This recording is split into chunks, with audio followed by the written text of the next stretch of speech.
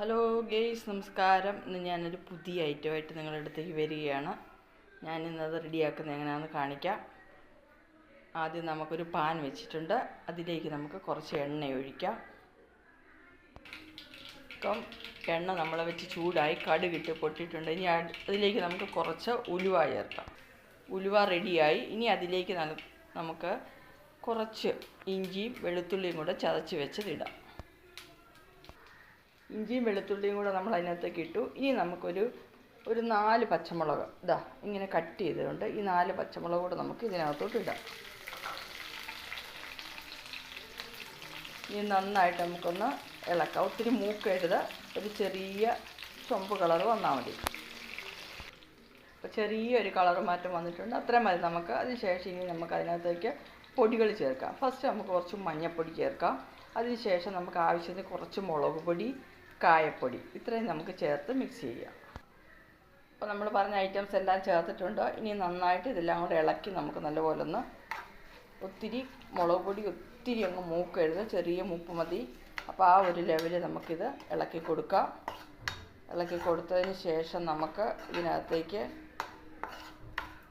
കുറച്ച് വെള്ളം ഒഴിക്കാം.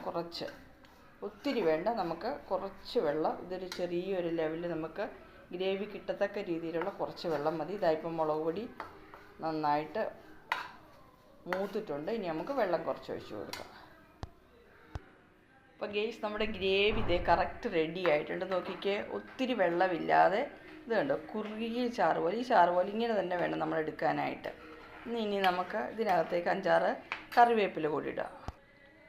ഞാൻ സാധാരണ അച്ചാറിടുമ്പോൾ കറിവേപ്പില ഇങ്ങനെ അതിൻ്റെ നീളട്ടം വരെ ഒരു 3 പീസാക്കി ഞാൻ ഇടുന്നത്. കാരണം അതിൻ്റെ തണ്ടുകളൊക്കെ ഇതിൻ്റെ അകത്ത് കിടന്ന് നല്ല എരിവും പുളിയൊക്കെ പിടിച്ച് കഴിയുമ്പോൾ ഭയങ്കര ടേസ്റ്റാണ്. അത് നിങ്ങളൊന്ന് കഴിച്ച് നോക്കണം കേട്ടോ. അപ്പം ഞാൻ അങ്ങനെ ഇടുന്നത്. അങ്ങനെ ഞാൻ ഇട്ടിട്ടുണ്ട്. ഇനി ഒന്ന് മിക്സ് ചെയ്ത് ചെറിയ ലെവലിൽ നമുക്ക് എടുക്കാം. ഒത്തിരി ഒന്നും ഇത് മൂപ്പിക്കേണ്ട കാര്യമില്ല.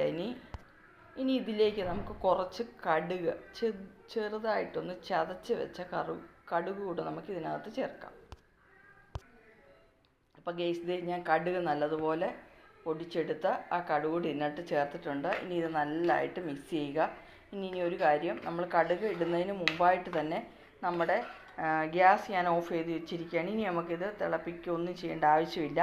ഇനി ഇത് നന്നായിട്ട് ഈ ഗ്രേവി നന്നായിട്ടൊന്ന് ചൂടാറി വരണം, നന്നായിട്ട് ആറണം. ആറിയതിന് ശേഷം മാത്രമേ നമ്മൾ ഇതിനകത്തേക്ക് മാങ്ങ ഇടാവുള്ളൂ. ഇനി നമ്മളുടെ പ്രധാന ഐറ്റം എന്ന് പറയുന്നത് മാങ്ങയാണ്. നോക്കിക്കേ, ഇത് കുറച്ച് നല്ല കിളിച്ചുണ്ട മാങ്ങയാണ്. ഈ കിളിച്ചുണ്ട മാങ്ങ